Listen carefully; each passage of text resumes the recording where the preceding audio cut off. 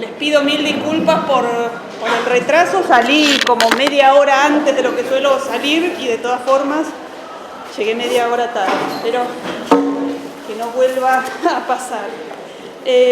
Bueno, como les decía, van a tener conmigo, contando esta, 4 clases sobre lírica, que vamos a ver lírica del Renacimiento y del Barroco. Del Renacimiento vamos a ver a Garcilaso específicamente, y con este tema, ¿no? Lo que delimitamos es ver de qué manera se da la representación del amor en la lírica de la época, siempre como una cuestión dolorosa, unas pasiones violentas, ¿no? Siempre el amor va a ser algo, un sentimiento, ni siquiera, no podría decir directamente trágico, pero sí como algo que trae esta mezcla tan típica de la lírica de la época, ¿no? Y casi tan, que después prácticamente nos queda como una idea del modelo del poeta enamorado, ¿no? La idea de sufrimiento, ¿no? Entonces esta estilización del sufrimiento es lo que vamos a ir viendo en la poesía de la época, y ver también entonces, a partir de este eje temático que elegimos, ir viendo también, bueno, características propias de las diferentes como épocas y movimientos que podía haber en lo que tenemos delimitado como siglo de oro, ¿no?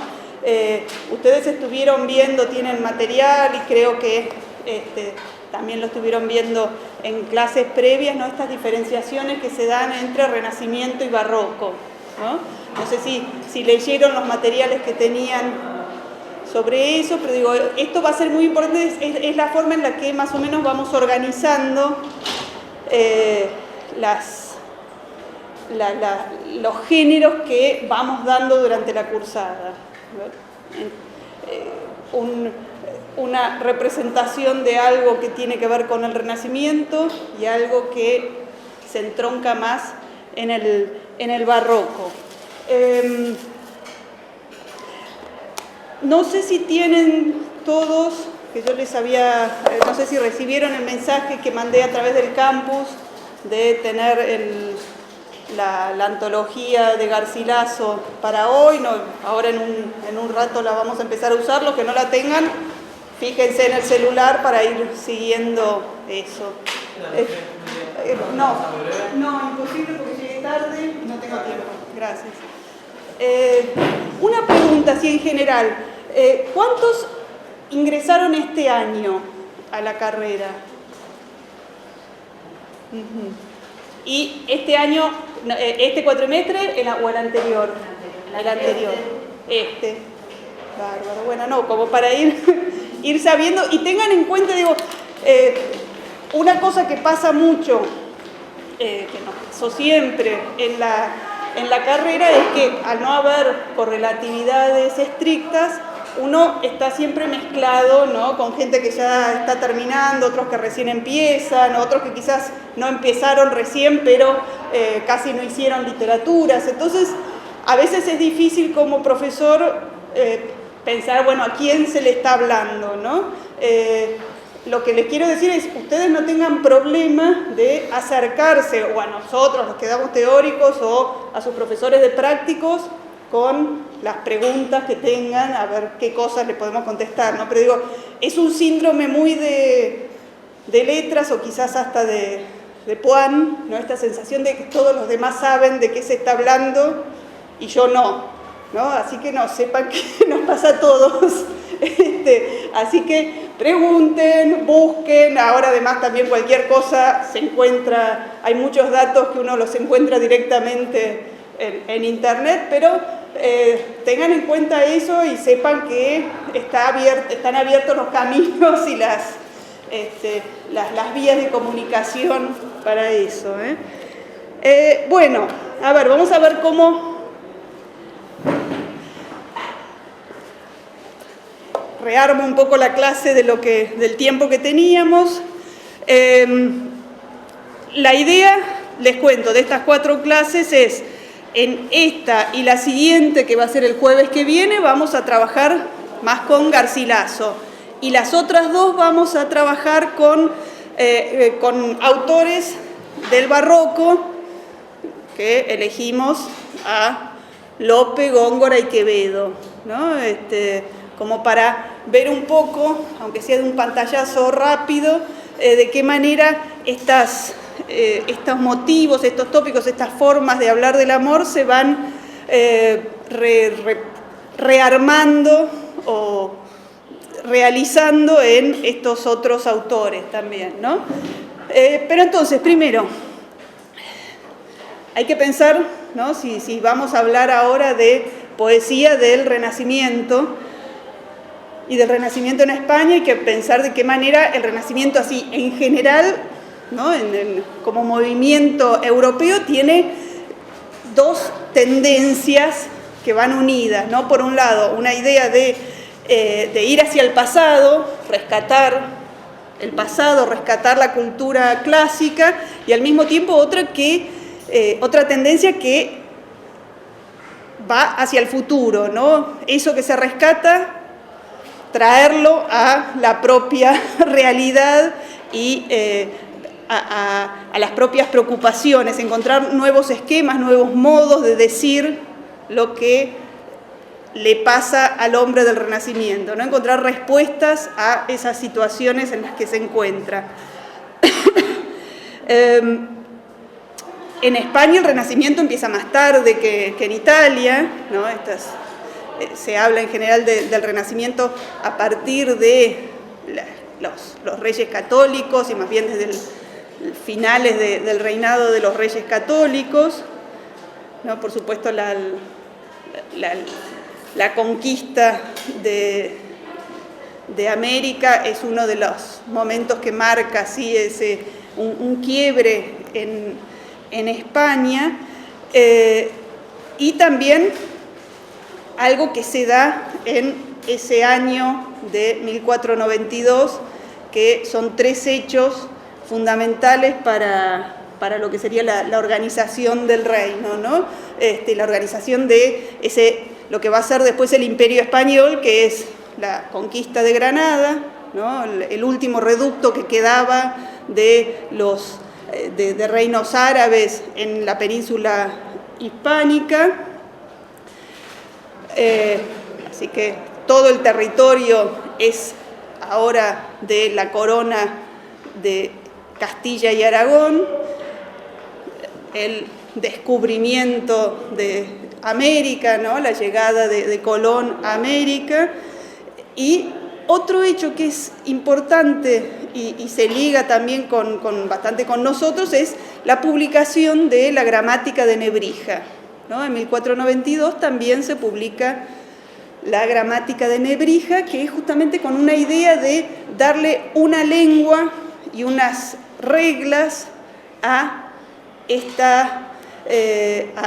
castellano, que se va a imponer como la lengua de la corona, ¿no? Hay una búsqueda entonces de consolidar esta idea de un Estado español uniforme en el que haya un reino. Perdón, y me olvidé otro hecho esencial, que es en 1492 la expulsión definitiva de los judíos de la corona, ¿no? De la península ibérica, bueno, de la corona de Castilla y Aragón, ¿no? Entonces, por eso esta idea de un reino, una religión y una cultura, ¿no? Esos pilares van a ser sobre los que se va a armar el Imperio Español en los reinados sucesivos.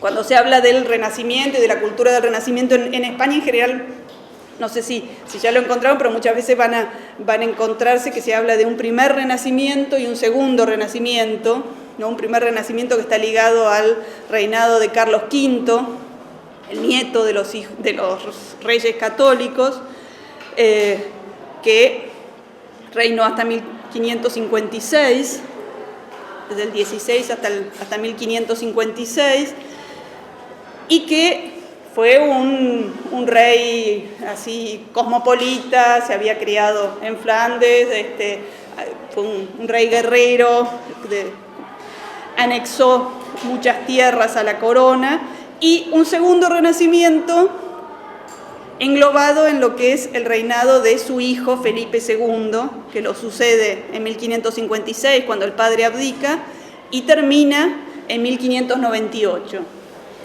¿No? Entonces, la poesía que vamos a estar viendo en estas clases pertenece claramente a lo que se llama el primer Renacimiento, ¿no? Garcilaso pertenece a ese tiempo.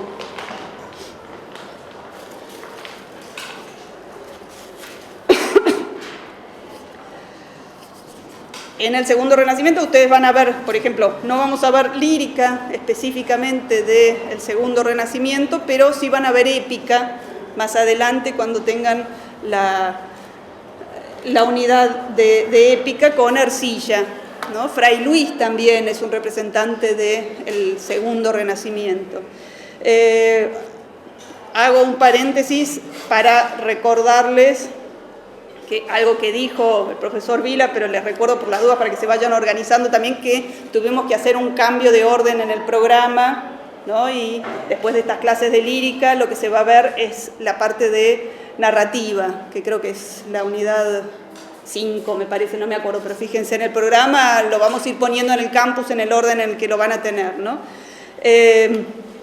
Pero bueno, me acordé ahora porque si no lo que seguía en el programa era justamente Ercilla con su épica.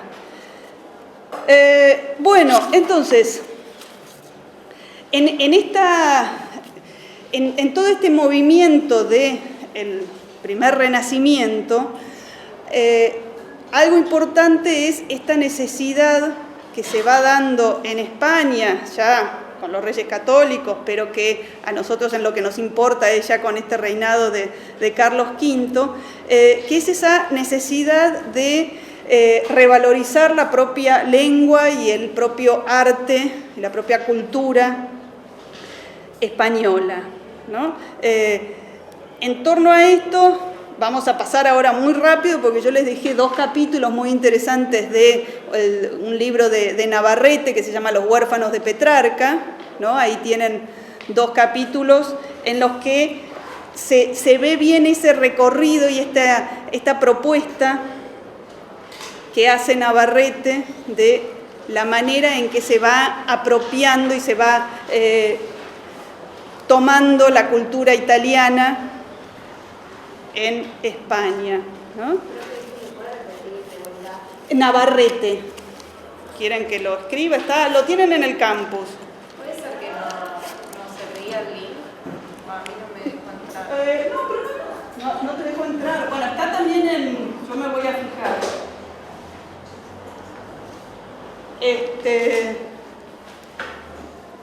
¿Qué? ¿No te dejaba entrar? Decía bibliografía. Sí. Bueno, y hacía clic ahí y no me mandaba ningún dato.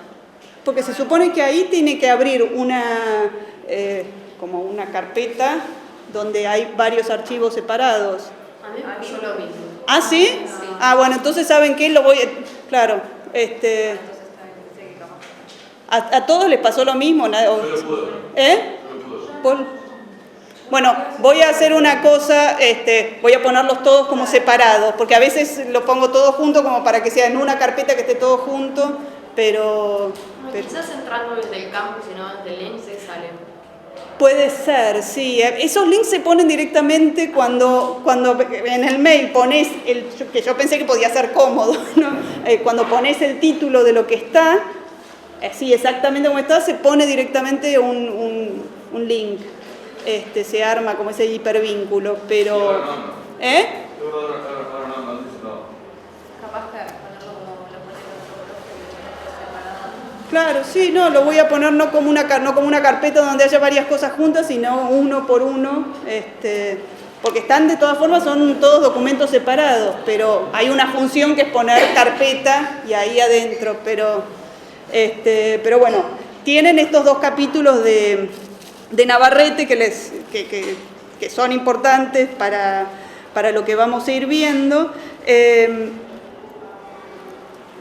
en el que se trabaja justamente con cómo se produce la revalorización de Petrarca en la Italia de fines del siglo XV y principios del XVI, y cómo eso después también llega a España, ¿no? Hay un par de conceptos interesantes, que uno es esta idea de lo que se llama la traslatio studi, ¿no? Había un tópico que era la traslati imperi, ¿no? Como de qué manera los imperios se iban trasladando de Grecia a Italia, ¿no? Como que iban yendo hacia Occidente. Entonces en algún momento también se usaba la idea de, bueno, estaba llegando el momento de España, ¿no?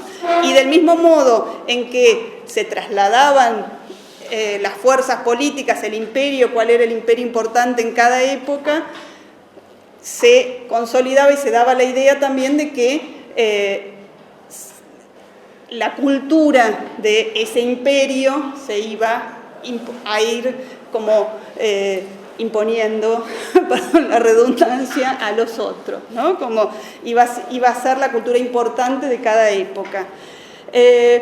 Y lo que quiero resaltar es cómo Navarrete va a estudiar de qué manera la poesía lírica juega un papel importante en esta especie de lucha española por la autojustificación nacional, ¿no? Porque los españoles sentían que había un atraso español, no estaban al mismo nivel en estudios y en cultura que Italia, por supuesto.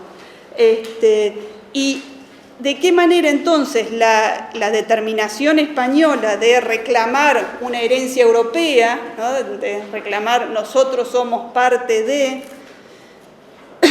va a asociar la lírica petrarquista con el imperio español, ¿no? Entonces no es solamente que estamos leyendo y que se trabaja poesía lírica que no le importa más que al poeta volado que anda por ahí, ¿no? Había una conjunción, una idea de imperio y lírica en ese momento, ¿no? Y eso está bien trabajado por Navarrete.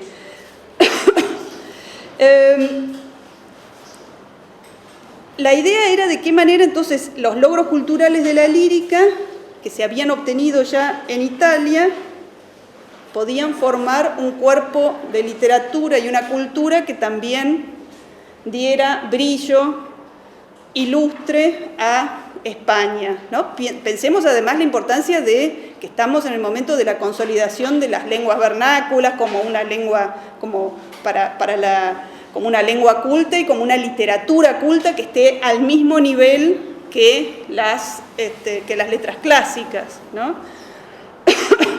Y se trataba entonces también de formar una estética, pero también una ética, ¿no? Una idea del perfecto cortesano. Y así es que la poesía lírica, en este momento, termina superando en importancia, así como bandera cultural, va a decir Navarrete, ¿no? Como el estandarte cultural de una nación, a lo que era la poesía épica, que siempre tradicionalmente, ¿no? y desde las perspectivas clásicas había sido lo más destacado, lo más importante, ¿no? Lo que tenía más relevancia. Y en este sentido, ¿no? De qué manera la lírica, ¿no? La lírica, pensemos, ¿no? Estamos en claro que cuando hablamos de lírica no es solamente poesía en general, ¿no? Sino poesía intimista que habla de los sentimientos, ¿no? La poesía épica es otro tipo de poesía, la poesía satírica, ¿no? La poesía dramática es otro, ¿no? Acá estamos hablando de poesía lírica, la poesía que habla de la interioridad, los sentimientos, la construcción de una figura del yo, ¿no? Entonces, esta lírica que no necesitaba estar supeditada a una conquista militar, como la épica, ¿no? Para cantar una épica hay que tener algo que cantar. La lírica iba a triunfar entonces, o triunfaba, como una conquista cultural, ¿no? Y eso son cuestiones interesantes que trabaja Navarrete y que además les va a servir para ver cómo va historiando esta recuperación italiana de Petrarca, cómo va llegando también a España, ¿no? Y hay un personaje italiano fundamental que es Pietro Bembo, que es el que rescata a Petrarca y a Boccaccio, que habían escrito 150 años antes, ¿no? Pero que los convierte en el modelo de la cultura italiana del siglo XVII, ¿no? Y eligiendo entonces una lengua literaria, el toscano, ¿no? Piensen que en Italia en la época había muchas lenguas en disputa, podríamos decir. Entonces, así, por ejemplo, en el capítulo primero de Navarrete, lo que hace es estudiar cómo se sentaron las bases en la corte de los reyes católicos para el florecimiento de la cultura, el florecimiento cultural de la España en el siglo siguiente, ¿no? En el siglo XVI, ¿no? Y de qué manera España se va a convertir también, además de en un imperio económico, político, militar, también se va a convertir en un imperio cultural.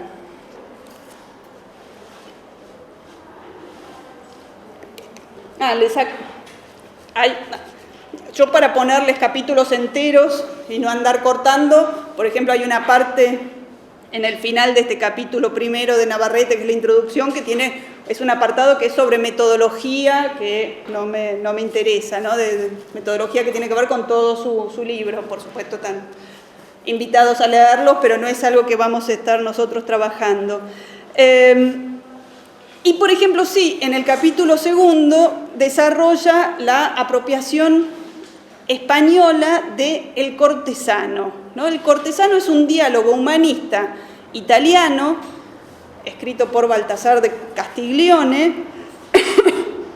que yo les puse ahora en optativos, tienen una versión ahí que pueden ver entera, y también les recorté una parte de un capítulo, el capítulo final, que se conecta directamente, muy directamente, con uno de los sonetos que vamos a ver de Garcilaso, ¿no? Pero les cuento que lo tienen ahí como optativo.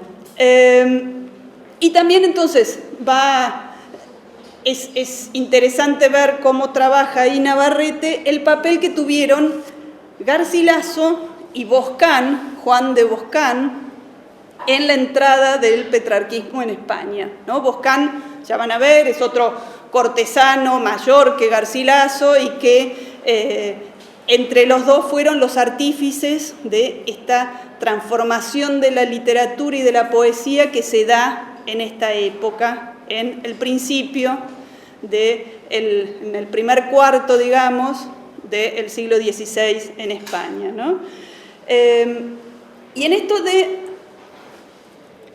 la entrada del petrarquismo en España, lo que hay que tener en cuenta es que no se trata solamente de dar a conocer en España una cultura y formas poéticas de otra cultura, ¿no? No es solamente dar a conocer las formas italianas, sino que se trata más bien, así lo plantea Navarrete, de un plan de apropiación cultural, ¿no? Y que entonces es mucho más interesante cómo es un trabajo mucho más colaborativo, podríamos decir, más productivo, ¿no? No es solamente traducir las formas italianas al castellano, sino un traducir que tiene más que ver con un conquistar, ¿no? Incluso en un traducir pensándolo en lo que es la forma etimológica del verbo traducere, que va con la idea de llevar algo hacia otro lado, ¿no? Mover hacia otro lugar, ¿no? Hay esa idea de conquistar las formas italianas es importante para tenerlo en cuenta, ¿no? Y entonces, quien sin duda va a ser el que mejor logra y mejor alcanza esta apropiación en el principio de este momento de llegada más directa de las formas italianas y la estética de la poesía italiana a España es Garcilaso, ¿no? Garcilaso en este sentido alcanza la apropiación de los términos estéticos de Castiglione, ¿no? De este autor, de este manual del cortesano que vamos a ver en algunos, vamos a ver alguna cita, ustedes lo van a ver también mencionado varias veces en la bibliografía, ¿no? Y Garcilaso además se convierte antes de que termine el siglo en un clásico de la literatura española, ¿no? Garcilaso nace a principios del 1500, 1501, no se sabe muy bien, y muere muy joven en 1536 en una batalla, ¿no? Porque Garcilaso representa justamente esta idea, ese modelo del poeta cortesano y guerrero, ¿no? La figura del poeta guerrero va a ser un modelo que se va a repetir y que va a hacer dejar mucha huella en lo que es la literatura de la época y la literatura española de la época, ¿no? Y además en la figura del perfecto cortesano que estuvo en las cortes de Carlos V, que luchó directamente en las campañas militares con él, ¿no?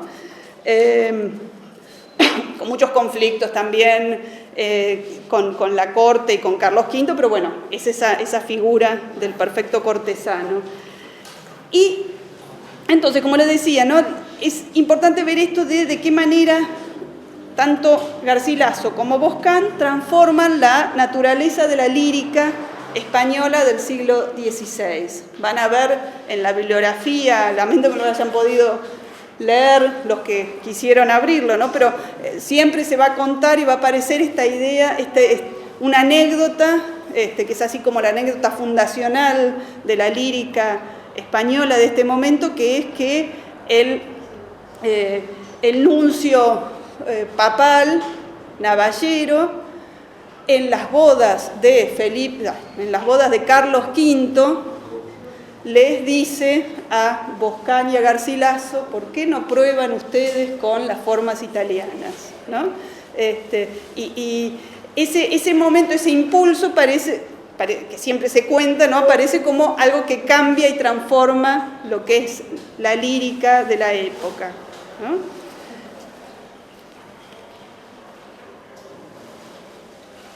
Y ¿no? La importancia de Garcilaso, como les decía, es buscar entonces que la lengua castellana y que la lengua poética castellana alcance un nivel de igualdad a la italiana, pero también a las clásicas, ¿no? A la latina y a la griega.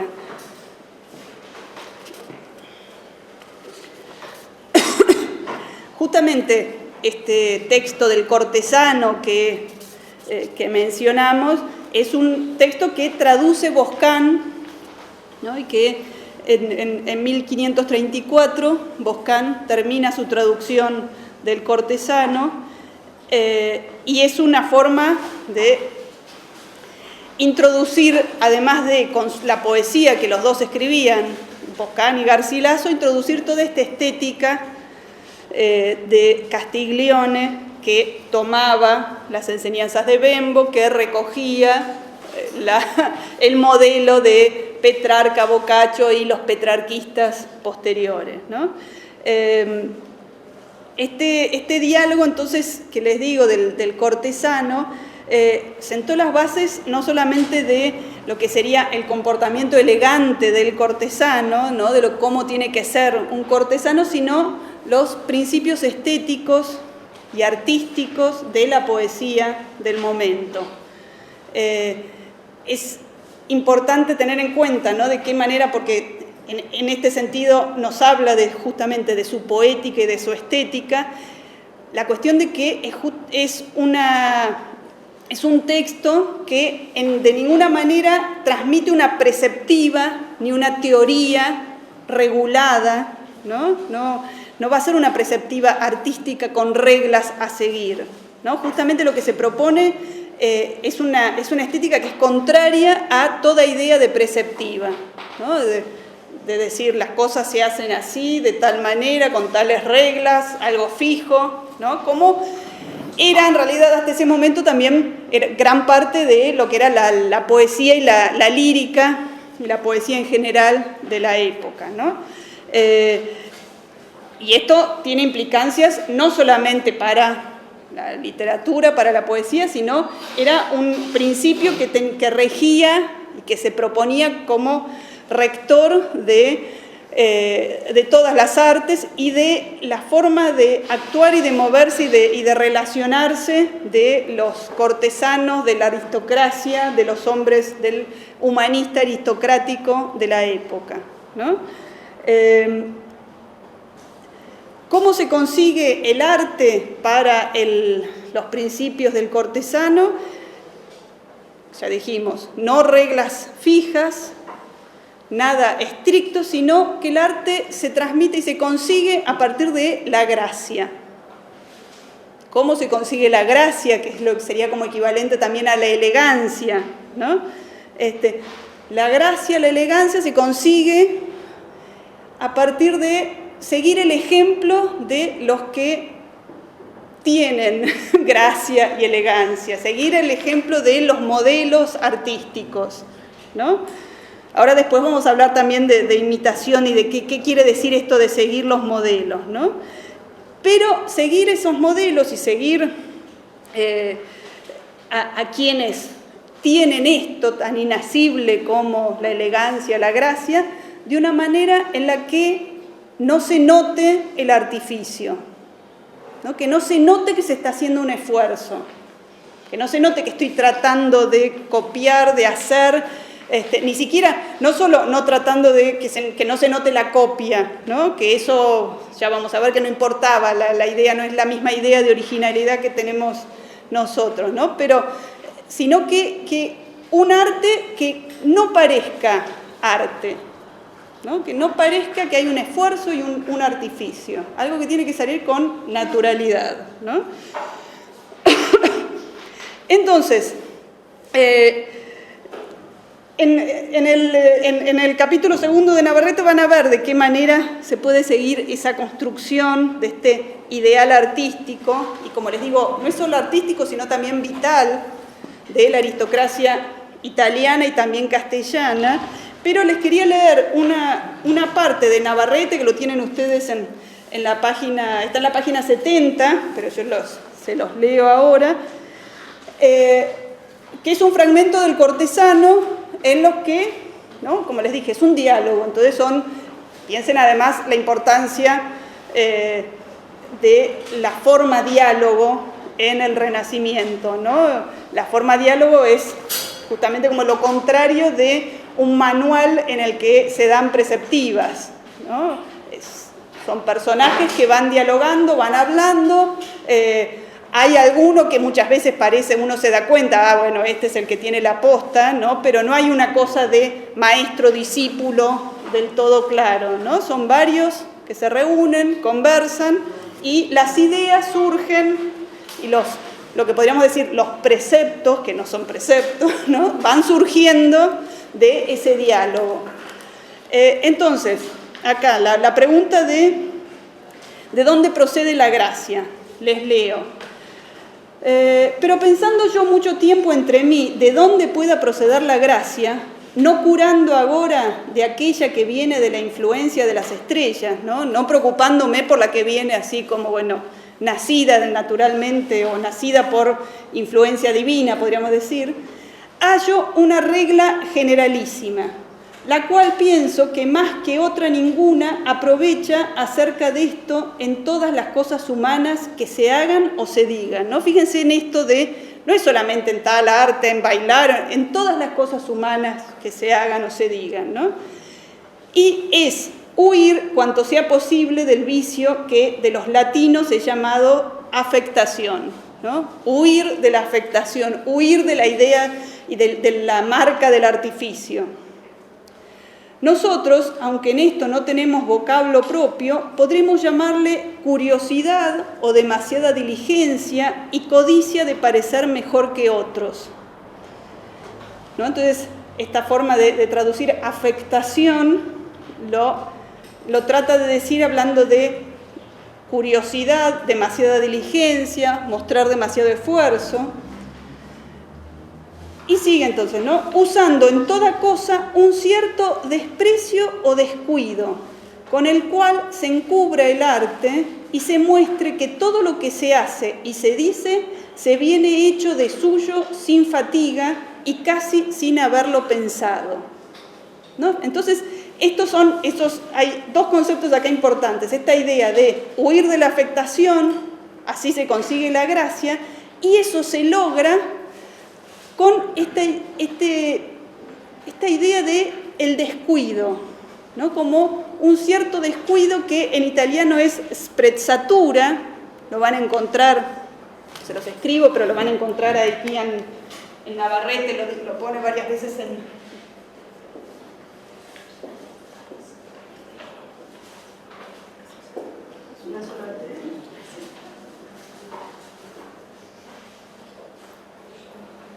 ¿no? Pero que es un concepto muy interesante y muy importante para lo que es el arte renacentista, ¿no? Y que nos va a importar también para ver la diferencia con el barroco, ¿no? Primero esta cosa de la sprezzatura, cómo hacer algo que sea elegante, artístico, pero que no parezca, ¿no? Es bien para neuróticos, es como, además, no por nada era todo un arte muy aristocrático, ¿no? No era que cualquiera, no era algo, lo van a ver también, está trabajado en Navarrete eso, esta idea de un quehacer de los cortesanos y de los aristócratas, no de alguien que trabaje para estudiar, ¿no? Ni siquiera estoy hablando de pueblo bajo, sino también podían despreciar al que era el humanista estudioso que se dedicaba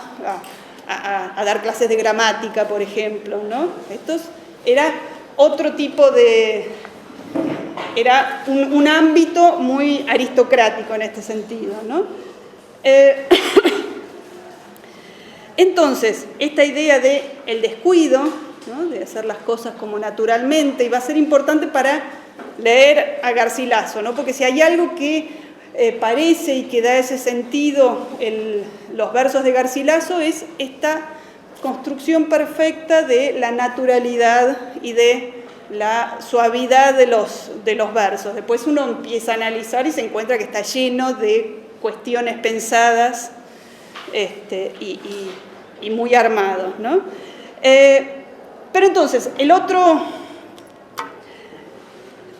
tema que pasamos rápido, que está también muy bien trabajado y bien explicado, lo van a tener en Navarrete, es esta cuestión de la imitación, ¿no? La imitación es uno de los puntos centrales del arte renacentista, ¿no? Tenemos en claro que no existían y no importaban para nada los principios que nosotros podemos tener de originalidad, ¿no? El arte no tenía que ser original así 100%, siempre tenía que mostrar una faceta propia, sin duda, pero se hacía arte siempre basándose en cosas ya hechas, imitando a los anteriores, ¿no? Entonces la imitación de ninguna manera era algo negativo. Perdón, pero es también una marca de calidad, digamos, compararse en hombros de gigantes. Exacto, claro, sí, esa idea, ¿no? El tópico de somos enanos parados sobre los hombros de los gigantes, ¿no? Que empieza a tener como fuerza desde el siglo XII, ¿no? Que es justamente un momento como de un pre-renacimiento, siempre da y en el Renacimiento va a tener también mucho peso, ¿no? Esta idea de, bueno, yo me comparo, tomo de los antiguos, de los artistas antiguos, y me pongo casi en pie de igualdad, ¿no? También es una diferencia bien clara del Renacimiento, propiamente el Renacimiento, en el que hay se les pierde más el respeto también a los antiguos, ¿no? En el barroco después ya va a ser un descalabro, ¿no? Pero sí, justamente, ¿no? Esto de yo dialogo, ¿no? Dialogo con los muertos, dialogo con los que son mis pares en otros tiempos. Pero entonces, esta cuestión de la imitación que ya había estado muy trabajada por Petrarca, ¿no? Y después Bembo y todos los petrarquistas posteriores lo reflotan bien y también hacen teorizaciones al respecto. Tiene que ver, por un lado, con una idea que es un gran cambio del Renacimiento, que es pensar en estudiar a los clásicos, estudiar los textos clásicos para entenderlos con profundidad y no para tergiversarlos de la manera en que ellos veían que se había dado en la Edad Media, ¿no? Es muy común en la Edad Media hacer lecturas alegóricas de los textos clásicos, ¿no? Entonces, una pauta también era, tengo que conocer bien el idioma, conocer bien la cultura y entender qué están diciendo, no suponer que las églogas de Virgilio tienen una prefiguración, no es la égloga, nunca me acuerdo si es la sexta o la cuarta, si alguien de clásicas me ayuda, la cuarta, gracias. Yo con los números romanos tengo un cierto... y que era como una prefiguración de la venida de Cristo, ¿no? Eso es una lectura típica de la Edad Media, ¿no? De la Edad Media, que es así, son muchos siglos, ¿no? Pero entonces,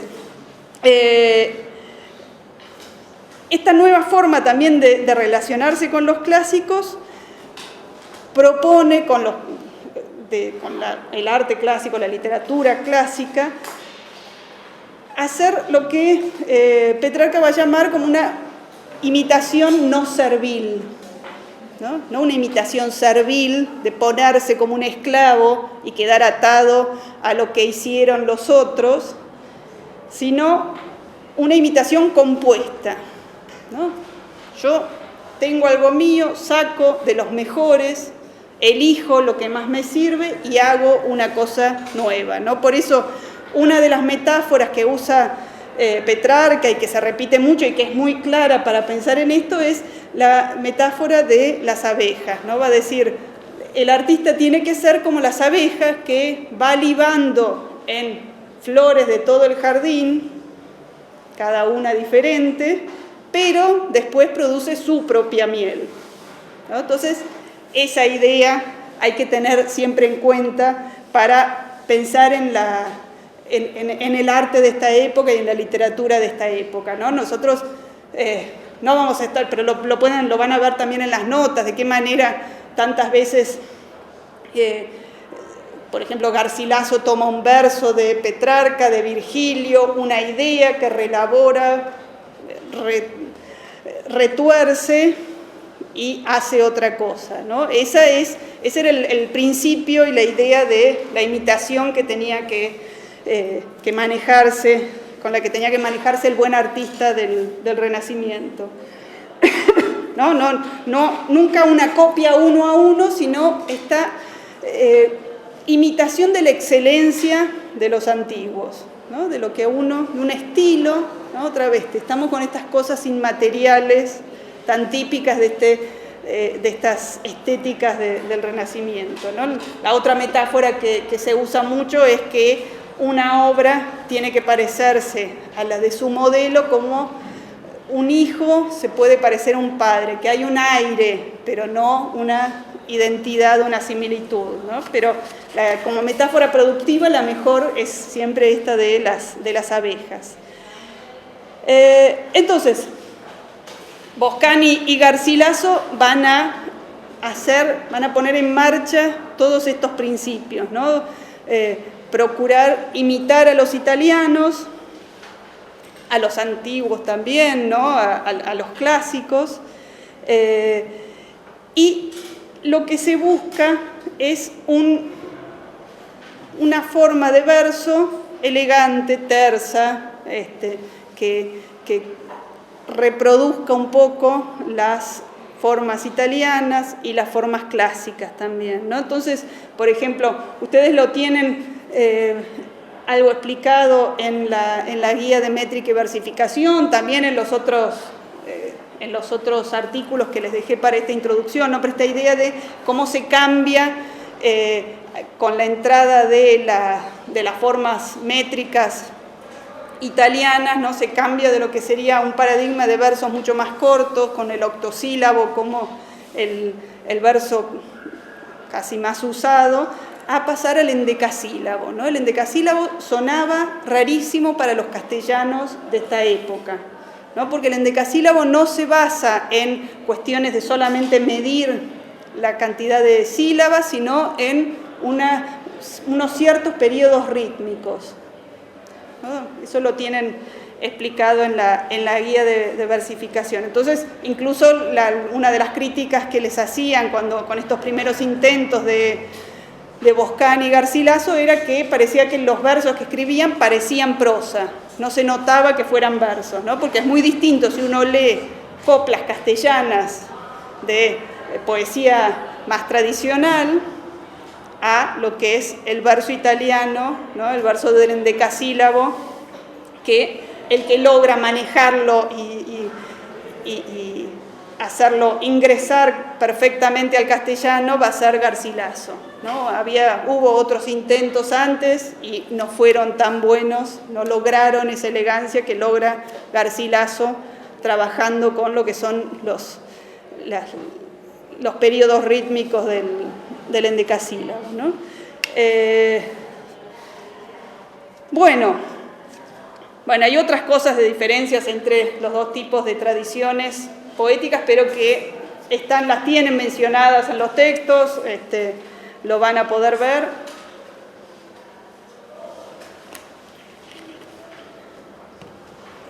Y ahora también hay algunas cosas que las vamos a decir para ir diferenciando épocas en Garcilaso, ¿no? En Garcilaso se distinguen como dos periodos bastante marcados de su poesía. Pero antes de entrar directamente a Garcilaso, empecemos a pensar cómo se da esto, ¿no? Y qué rasgos puede tener la lírica de la época, ¿no? La lírica de la época va a tener una temática predominantemente amorosa,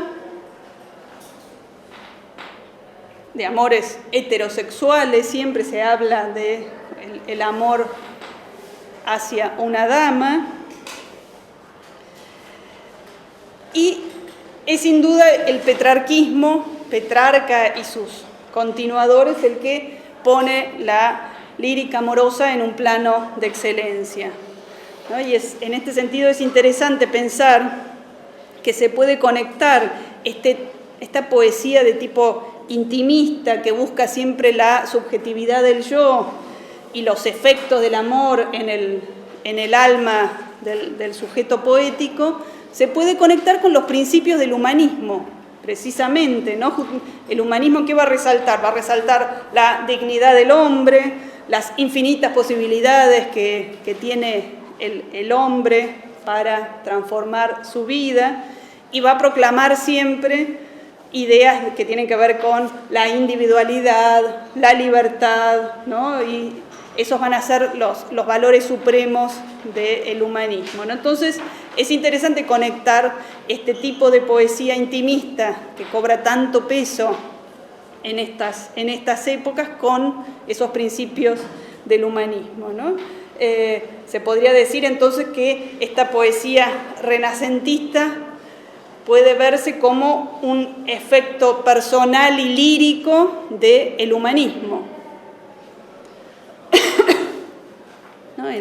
Hay que bucear una y otra vez en el alma de este sujeto único, libre, individual, ¿no? Y eso se liga mucho entonces con la nueva mentalidad del hombre moderno. Y, ¿no? en términos del amor y de lo que se descubre, ¿qué se descubre en esa interioridad? ¿No? ¿Qué es lo que se va a encontrar una y otra vez? Es siempre ese espacio interior como un paisaje lleno de contradicciones, pasiones, como un campo de batalla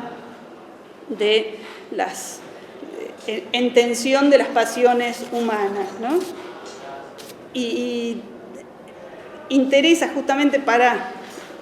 precisamente para Garcilaso y los sonetos que vamos a ver de Garcilaso, es esta obsesión con ese espacio interior, ¿no? Ese espacio interior, ese alma, donde se juegan todos los conflictos del sujeto lírico. Porque sin duda, además, los poetas del siglo XVI en general poetizaron de manera excepcional todas estas tensiones que se dan, ¿no? Entre los placeres y las tristezas del amor. Y no solamente porque tenga que ver con el tema que elegimos en este curso, ¿no? Pero es indudable que lo que predomina siempre es ese resaltar los sufrimientos, los dolores, las tristezas, ¿no? Especialmente en Garcilaso, ¿no? Garcilaso se nos puede representar como un modelo en ese sentido. Petrarca ya también lo había hecho, pero por ejemplo es interesante ver cómo Boscán, cuando arma su propio cancionero, trata de dar una vuelta a lo que sería el plan petrarquista y habla también del amor feliz del matrimonio, ¿no? Hay un análisis de eso en un tercer capítulo de Navarrete, que lo tienen si quieren como optativo, pero bueno, también lo van a encontrar mencionado en otros de los textos, ¿no? Pero en Garcilaso y en tantos otros, la insistencia es en los dolores, las tristezas, el sufrimiento, ¿no? Entonces vamos a ver de qué manera van apareciendo todas esa representación de las pasiones violentas, ¿no? Y de los sentimientos ligados a estas pasiones violentas en la poesía. Siempre vamos a encontrar, ¿no? un sujeto poético enajenado que lucha y se enfrenta contra esas dificultades del amor. En general no se canta el amor feliz, ¿no? Siempre se va a cantar el amor que ya dejó o nunca llegó a ser feliz porque la amada nunca lo correspondió, o ahora la amada no está porque está lejos, porque se ha muerto, ¿no? Pero no es que jamás van a elegir el momento en el que se daba la felicidad, ¿no? Sino siempre es un tiempo pasado, ¿no? Eso está en un tiempo pasado, o siempre es el presente de crueldad de la mujer, ¿no? Y otro tema para tener en cuenta, ¿no? Hablando de la presencia del amor y por qué entonces alcanza la poesía lírica una relevancia tan destacada, hay que tener en cuenta la importancia, que esta importancia del amor está sostenida por cuestiones más o menos filosóficas que tuvieron mucho desarrollo en la época y sobre todo en estos círculos humanistas, ¿no? y de este humanismo así aristocrático, en el que se produce un gran ennoblecimiento de la experiencia amorosa a través de lo que sería la sublimación del amor, ¿no? Piensen, acá la cuestión central son las filosofías neoplatónicas que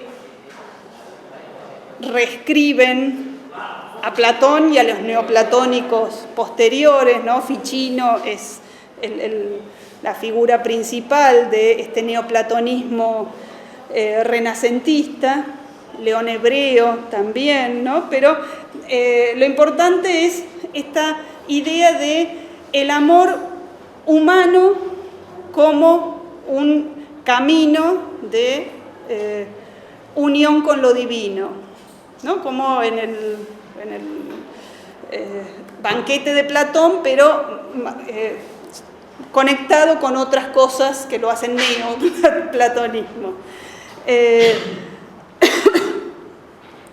Entonces, el amor en este sentido va a ser visto como una elevación del espíritu, ¿no? Por eso digo, es importante tenerlo en cuenta, porque bueno, no es solamente que estoy hablando de el tonto enamorado, ¿no? Sino que es algo que ennoblece el amor y construye casi al filósofo que quiere llegar a la unión con la divinidad, ¿no? Y esa unión se va a dar a través desde lo material, de la belleza humana, ascendiendo hacia lo espiritual de la belleza divina. Pero hay que tener en cuenta, todas estas teorizaciones neoplatónicas del amor como elevación rechazan cualquier tipo de sufrimiento. No se promulga la idea de no, hay que sufrir y la mujer tiene que rechazar y vos tenés que estar llorando. No, ese amor es un amor sublime que deja de lado lo físico y deja de lado hasta a la persona individual, sino que se va alcanzando la divinidad a partir de la belleza, que se convierte en una idea de belleza, como, ¿no? en Platón, ¿no? Es un amor entonces que produce una elevación del alma y que da sosiego, nunca sufrimiento. Pero, ¿no? Eso serían las teorías neoplatónicas y lo que se va a encontrar, lo que pueden encontrar en el cortesano también, ¿no? En la lírica, no, en la lírica se va a mantener siempre esta idea, y en especial en esta lírica castellana que vamos a ver, ¿no? El interés por ese sufrimiento. Y si hay sublimación del amor, va a estar más ligado a la idea del sufrimiento del amante, ¿no? El buen amante es el que sufre y aguanta muchos martirios.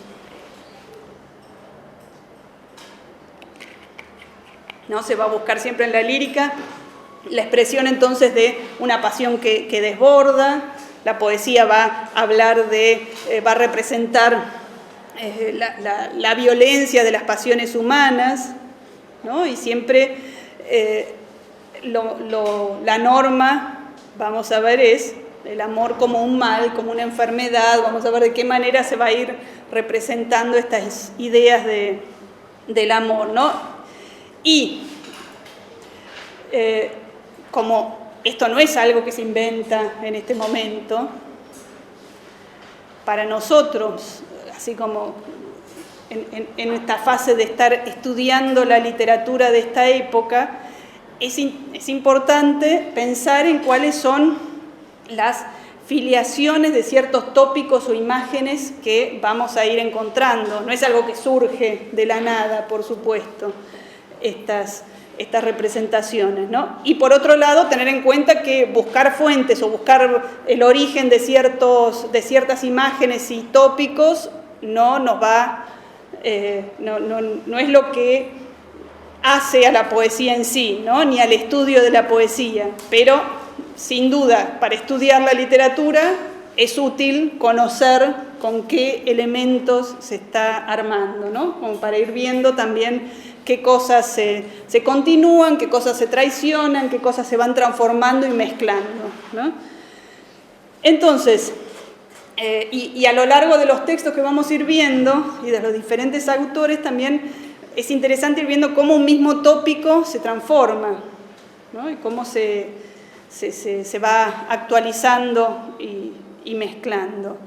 Entonces, tenemos por un lado, sí, esta constante de la lírica amorosa de el amor como un sufrimiento agridulce y como una lucha de contrarios, ¿no? El placer y el dolor están siempre ahí en juego, pero, como les decía, hay componentes más característicos de diferentes tradiciones. Y, por ejemplo, si nos ponemos, si vamos más o menos en una cuestión cronológica de la tradición clásica, un rasgo importante y un momento importante son los elegíacos latinos, Tibulo, Propercio, ¿no? En los que en los que la imagen que aparece y que vamos a encontrar repetidos después en la poesía de nuestra época es esta idea de la pérdida de la libertad, ¿no? El enamorado no es libre, está como esclavizado, el alma ya no le pertenece. Hay una idea casi de estar destinado al amor, ¿no? Y destinado a ese amor en particular, ¿no? Como si fuera un mandato divino, un destino de los hados. De aquí también surge una imagen de el dios Cupido, Eros o Cupido, ¿no? Como un guerrero que armado y en guerra, que va a atrapar y va a luchar contra el enamorado. Y también de aquí surgen todas estas imágenes que vamos a ver en diferentes autores del enamorado atrapado con redes, cadenas, ¿no? Como un prisionero de amor. Hay algo interesante que es que los elegíacos latinos tienen un tono, hay un tono que predomina muchas veces que tiene que ver más con un tono burlón e irónico, ¿no? Que no es lo que va a seguir, por ejemplo, Garcilaso, pero sí lo podemos ver después en otros autores. Y en cierta manera también otra cosa que se repite y que vamos a encontrar es cómo el enamorado podía servir como ejemplo y advertencia para otros, ¿no? Como, cuidado, miren cómo terminé yo, no caigan en estos males, ¿no? Otra tradición fundamental y que es quizás la que más van a encontrar mencionada es la del amor cortés, ¿no?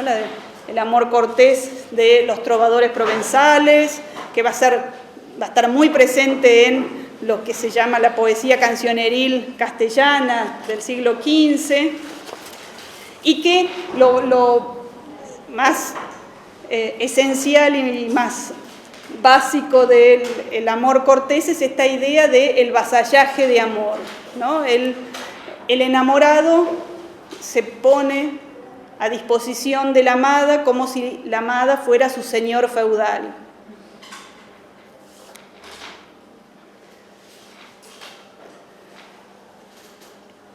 De aquí también se construye la imagen de la mujer cruel, ¿no? Es como la señora cruel, la bella dama sin piedad de la tradición provenzal,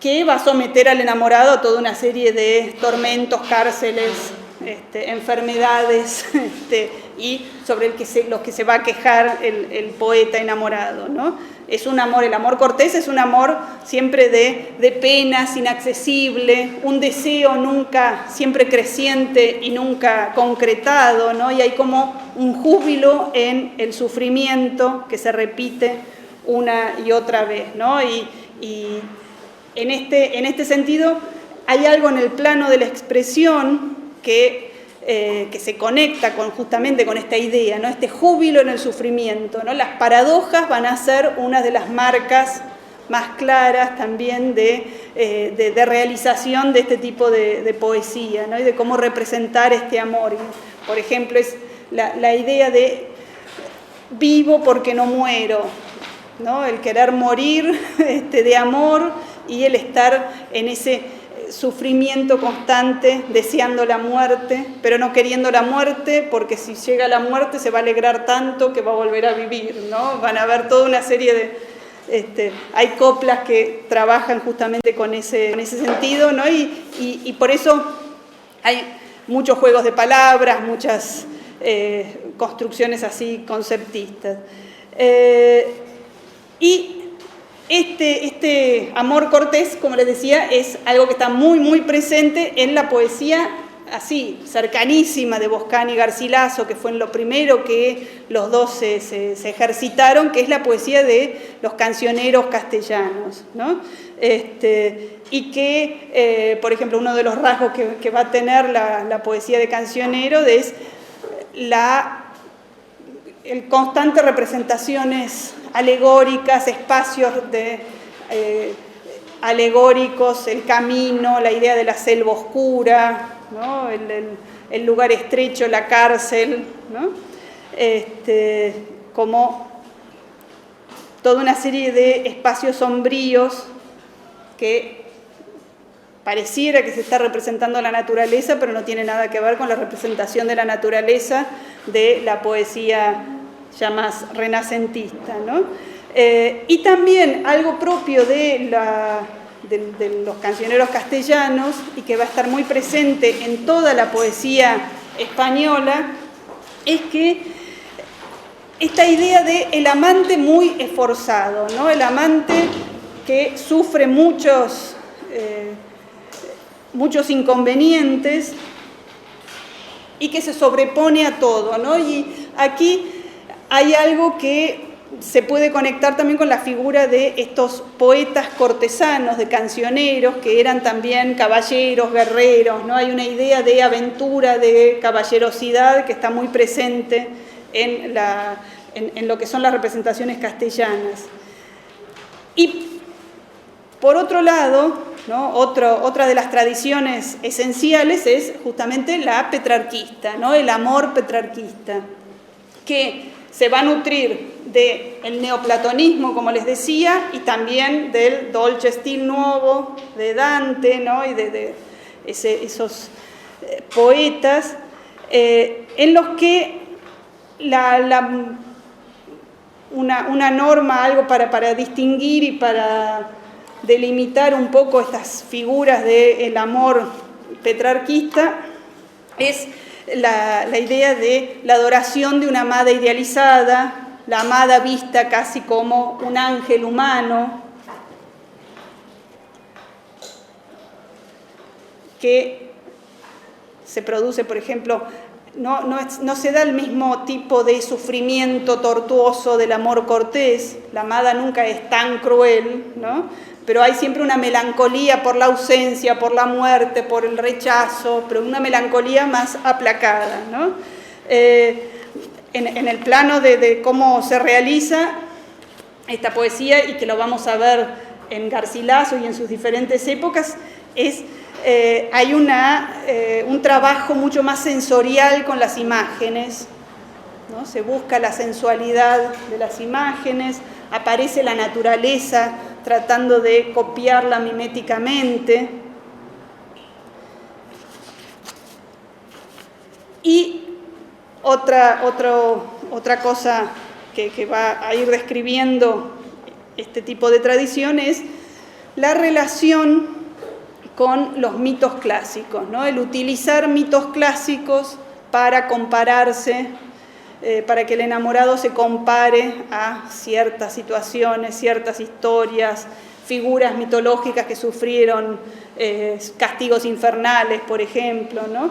Y acá también, ¿no? Esta idea de la naturaleza como que acompaña el dolor, ¿no? La naturaleza se espeja muchas veces en los sentimientos del poeta, ¿no? Entonces, en estos que podríamos decir como tres componentes o tres tradiciones importantes son las que vamos a ir viendo en los diferentes poetas que vamos a trabajar mezclados, ¿no? Pero es interesante ir viendo, bueno, de qué lado viene, de dónde van tomando y cuáles son ciertos motivos que reaparecen, ¿no? Un rasgo, como les decía, de la poesía castellana es la acentuación del sufrimiento, ¿no? todo lo hispánico era más sufrido, con más tragedia, o más que tragedia, más morboso y lacrimoso, ¿no? No era una melancolía tierna como podía ser la poesía de Petrarca, ¿no? En Garcilaso va a estar siempre lleno de lágrimas, sufrimiento y sin encontrar una salida.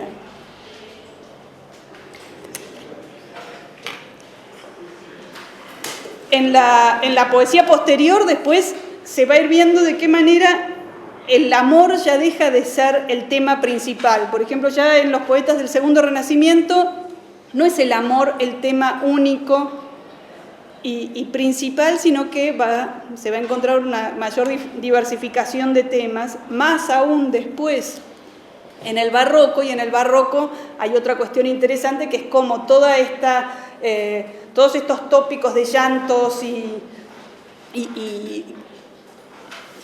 sufrimientos, en algunos casos desembocan en la burla, en la risa, el desencanto, ¿no? Un mismo poeta puede tener una poesía típicamente amorosa de lamentación y llanto, y al mismo tiempo burlarse de esos tópicos, ¿no? Del enamorado que llora. Bueno, estamos atrasadísimos, pero empecemos entonces con los textos de Garcilaso, ¿no? Cuestiones sobre el cancionero de Garcilaso y quién lo publica, lo tienen en la bibliografía. Vamos a ahora pasarlo para poder empezar a leer un poco los textos. Vamos a ver primero algunos sonetos que les voy a ir diciendo que pertenecen a lo que se llama la primera época de la poesía de Garcilaso, en la que está mucho más ligado a la poesía de cancionero, más allá de que son sonetos, usa perfectamente el endecasílabo, hay toda una serie de formas que lo acercan más a la poesía anterior. Y después, Garcilaso está un tiempo en Nápoles y ahí se produce una conexión mucho más grande y más directa con lo que son las estéticas y los poetas italianos, y se va a ver una transformación en su poesía, ¿no? Entonces, en los poemas de la primera época, en los textos de la primera época, vamos a encontrar, por ejemplo, pocas imágenes sensoriales, el paisaje que aparece es netamente alegórico, ¿no? Es como un paisaje interior, una representación del estado de ánimo del sujeto. Hay juegos de palabras, repetición de palabras y muy poca adjetivación, colores, etc. Entonces, empezamos con el soneto 1. Acá vamos en orden, después vamos a ir salteando.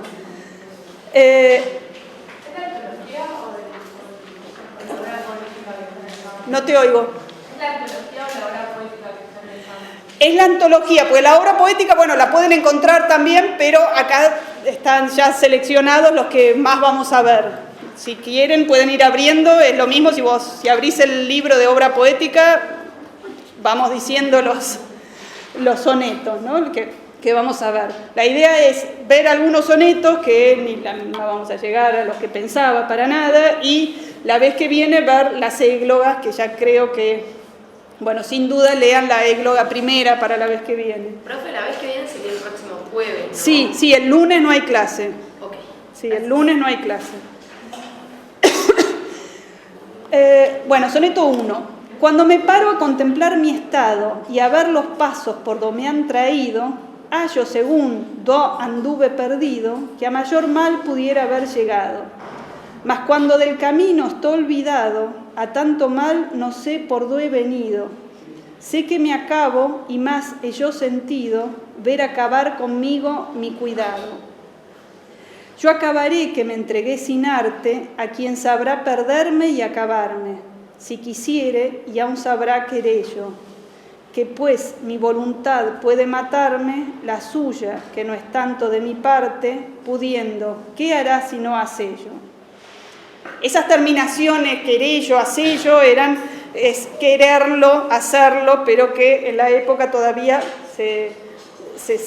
no sé cómo se dice lingüísticamente, hay un término que ahora no me sale, pero se mezclaban y se escribían así, se pronunciaban así, ¿no? Habría que pronunciarlas, piensen que si uno las pronuncia con una pronunciación española no es tan diferente querello que quererlo, ¿no?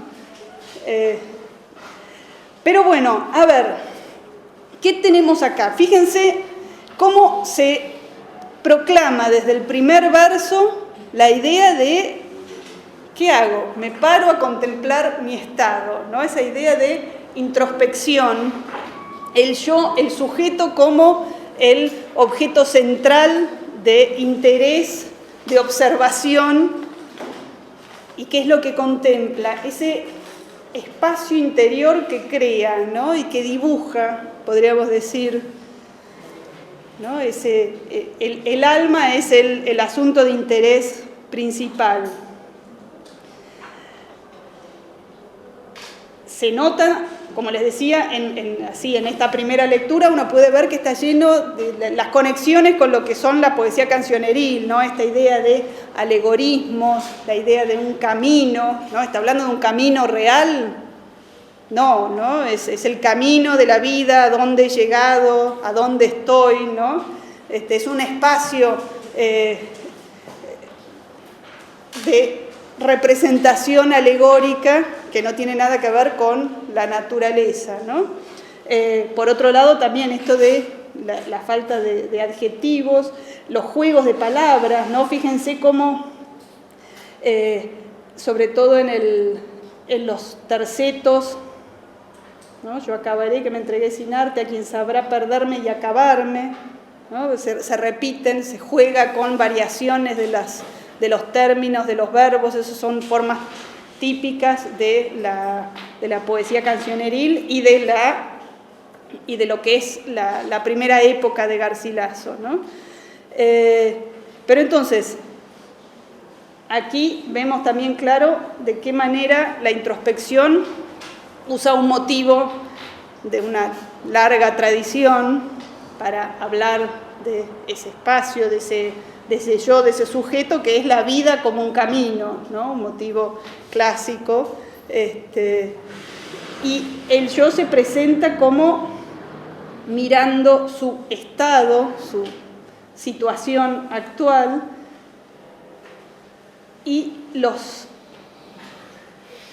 pasos que ha dado en ese camino, ¿no? ¿Qué es la idea? ¿Cuál es la idea que aparece, ¿no? ¿Cómo se encuentra en ese camino? Perdido, ¿no? Eso van a ver, camino va a estar tantas veces ligado a estar perdido, ¿no? En un camino perdido estoy... ¿Qué representa también con esta idea de estar en un camino y perdido?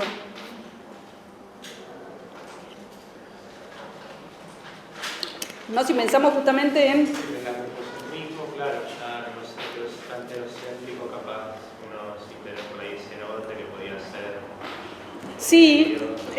Sí, claro, no, por eso la idea principal es hablar de mí mismo, ¿no? Sí, el hombre... No, perdón.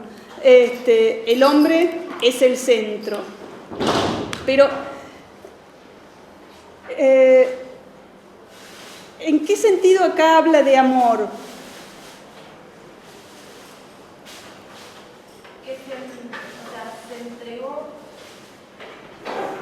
Sí, sin arte, ¿no? Fíjense, sin artificios, sin engaños, ¿no? Hay un tú, hay un ella en algún lado, se entregó a alguien que no quiere hacer otra cosa o que está en su mano acabarlo, ¿no? Matarlo, darle vida o matarlo, y se siente directamente a merced de eso, ¿no? Entonces, ¿De qué manera aquí se está hablando de amor? A partir de todas estas representaciones alegóricas de la idea de camino, de estar perdido, ¿no? Los sentimientos aparecen representados con todas estas imágenes de estar sin un lugar claro, no sabiendo a dónde se ha llegado y hasta olvidado, ¿no? Un camino que se ha olvidado incluso, ¿no? Hay una idea en la que los efectos del amor aparecen como algo que produce enajenación, ¿no? Produce sentimientos de pérdida directamente. Es el lugar a donde se ha llegado a partir de este recorrido espiritual, podríamos decir, ¿no? De una persecución amorosa, es un lugar que puede terminar en la muerte, en el peligro es la muerte.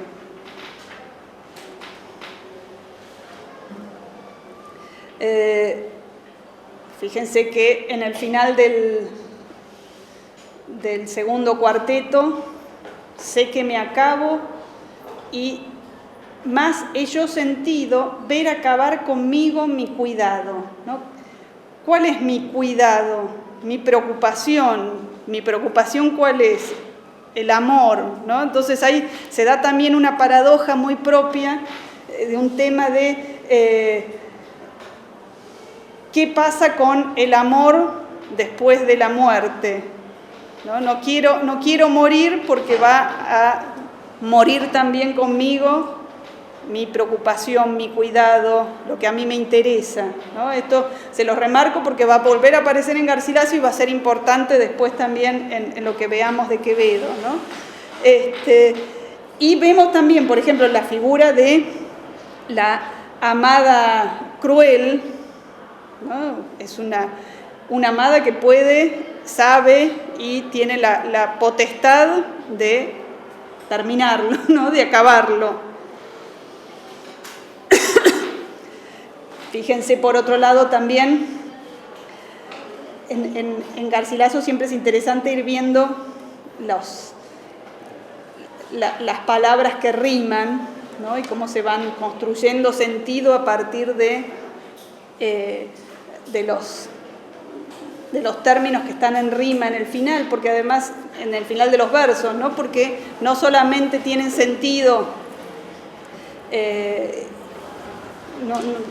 no solamente se juega con el sonido, sino que muchas veces se hacen construcciones de sentido a partir de las conexiones que se van dando. Un artículo que les dejé de Nadine Lee, que estudia las rimas en los sonetos de Garcilaso, acá por ejemplo va a analizar de qué manera, jugando con estas terminaciones verbales que usa, que son todos participios en los cuartetos, se juega hay dos sustantivos en el principio del primer cuarteto y en el final del segundo cuarteto, ¿no? Mi estado, mi cuidado, ¿no? Fíjense que esos dos términos están en conexión, y en el medio todos los otros son participios pasados, incluso estado y cuidado también tienen una relación con el participio pasado, ¿no?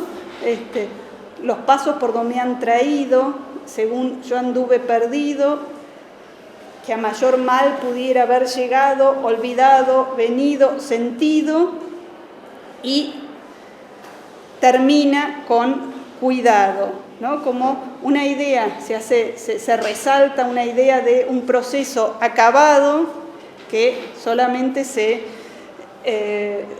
recuerda con melancolía, ¿no? Y fíjense que si pensamos en los tercetos lo que prima son el futuro, ¿no? Las ideas de futuro, pero un futuro que solo puede acabar, solo da una idea como de desesperanza directamente, ¿no? Bueno, vamos a ver otro estamos, después en todo caso volvemos, vemos alguna cosa más, pero quiero poder llegar a leer en el poco tiempo que tenemos alguno más. Vamos al soneto 6, el que empieza en por ásperos caminos he llegado.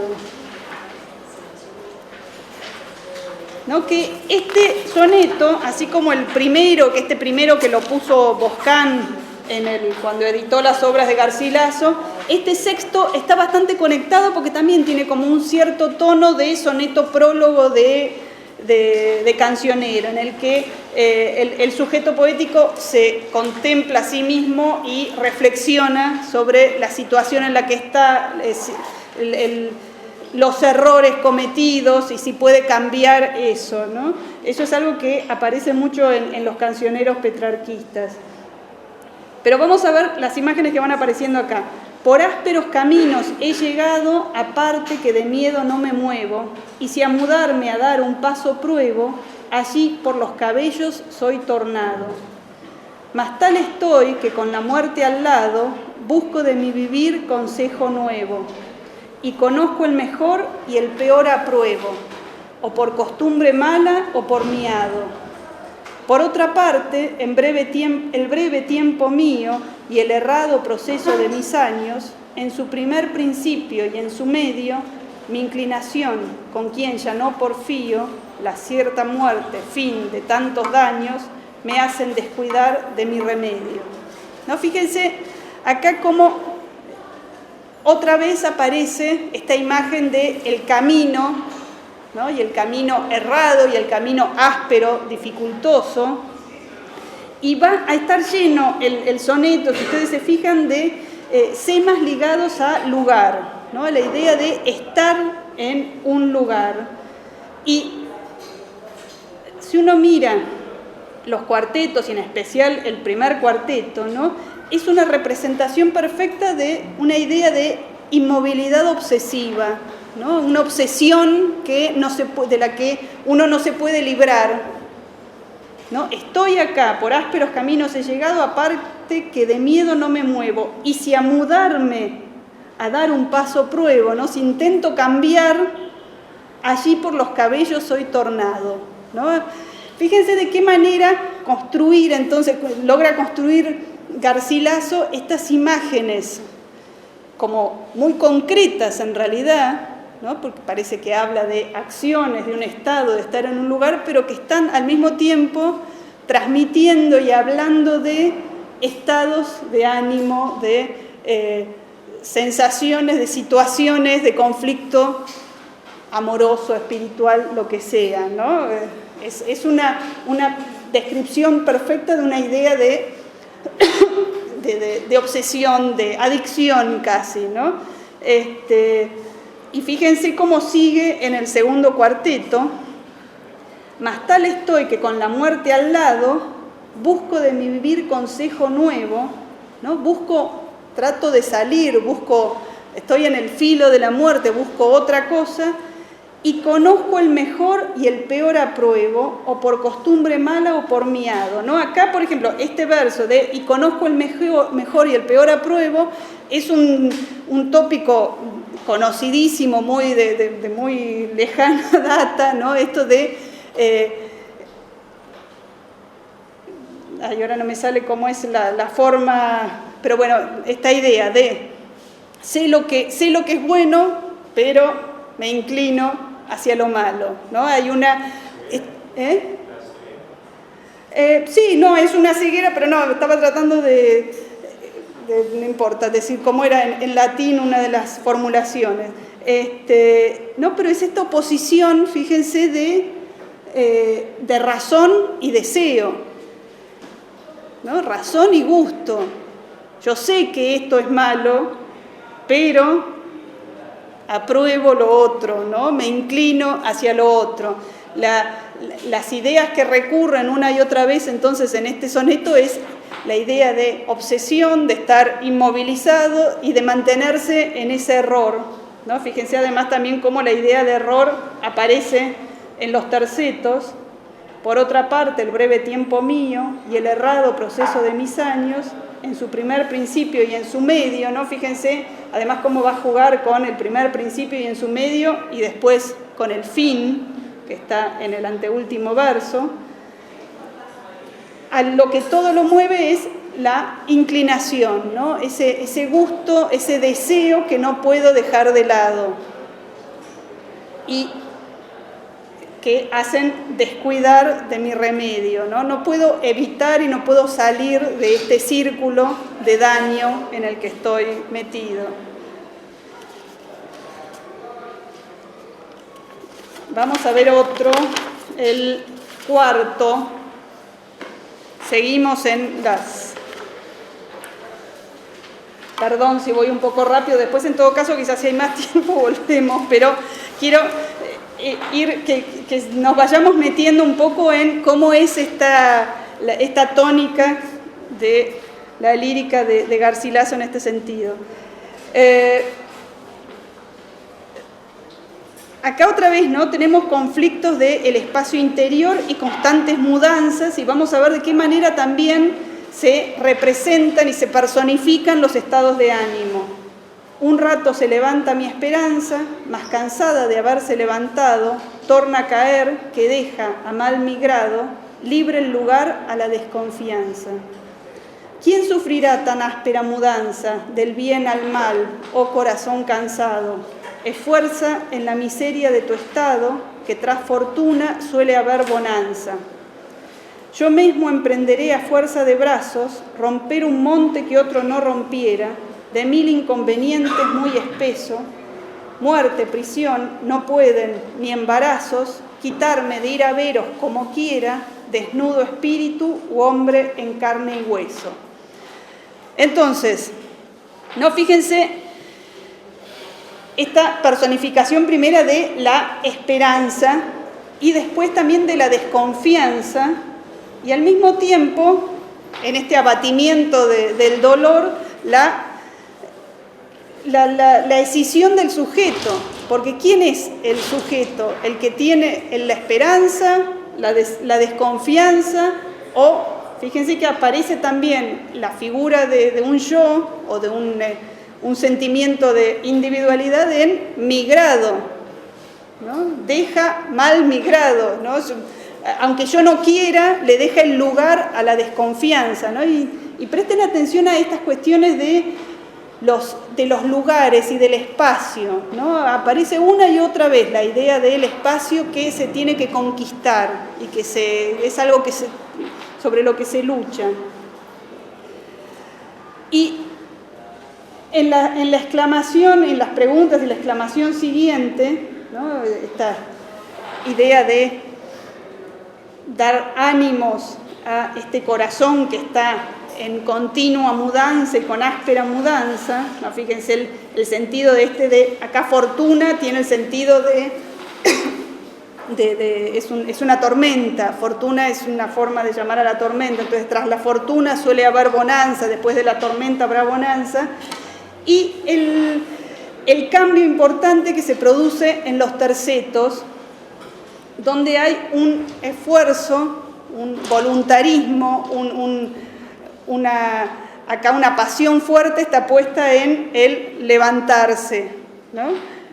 Después de esta idea de tortura, de abatimiento que aparece en los cuartetos, en los tercetos se da otra cosa, ¿no? Se da un levantarse. Yo mismo emprenderé a fuerza de brazos, y acá tenemos otra vez, ¿no? ¿Quién es? ¿Cómo es el yo? Acá aparece yo mismo, ¿no? Parece reunirse casi ese que estaba entre la desconfianza y la desesperanza, se reúne en la fuerza para levantarse y salir de todos los inconvenientes. Acá con una idea de una amada que no es que rechaza, sino que una amada que está lejos, ¿no? Que está ausente, pero no es una amada cruel. Y ese cambio que se produce en los tercetos es un impulso que también transforma mucho de lo que era el modelo original sobre el que está armado el soneto, que es un modelo de Petrarca, y que nos da otra vez la idea del poeta guerrero también, ¿no? La figura del poderoso de alguna forma. Acá no tenemos la imagen del llanto desconsolado, sino hay un movimiento de ponerse de pie. Y fíjense, acá se ve muy claro en el primer verso del último terceto, ¿no? En Garcilaso no lo pudimos marcar todavía, pero hay algo que es muy importante, que siempre de qué manera la forma está en relación con el contenido, ¿no? Fíjense que acá hay un hipérbaton muy fuerte, ¿no? Un hipérbaton es un cambio de orden de la frase. Muerte, prisión, ni embarazos no pueden, sería el orden normal, o no pueden muerte, prisión y embarazos.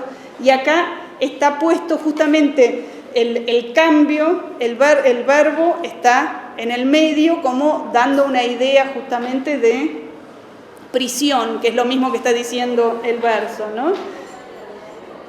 De lo que se va a salir, y se va a salir también de una manera en la que en realidad no se termina de solucionar el gran conflicto de la escisión del sujeto, ¿no? Porque aparece acá otro motivo repetido que vamos a encontrar, que es la separación entre cuerpo y alma. Voy a ir a veros, ya sea como en cuerpo, en carne y hueso, o en espíritu, ¿no? De una u otra forma siempre se termina narrando, explicitando ese conflicto íntimo y esa escisión del sujeto lleno de tensiones que describe tanto al yo poético de Garcilaso. Bueno, terminamos porque no hay más tiempo. Lean todos los sonetos y lean la égloga primera. Yo creo que no vamos a llegar ya a la égloga tercera. Y traten entonces, lean la bibliografía que les dejé, ya que tenemos tiempo, una clase un día de feriado, pero vamos a retomar estos sonetos y vayan pensando. Fíjense en la anotación, está siempre mencionado, este es de la primera época, de la segunda época. Tratan de leerlos ustedes y pensar, bueno, ¿por qué? ¿Qué rasgos tienen y qué diferencias hay? Y díganme si tienen alguna pregunta.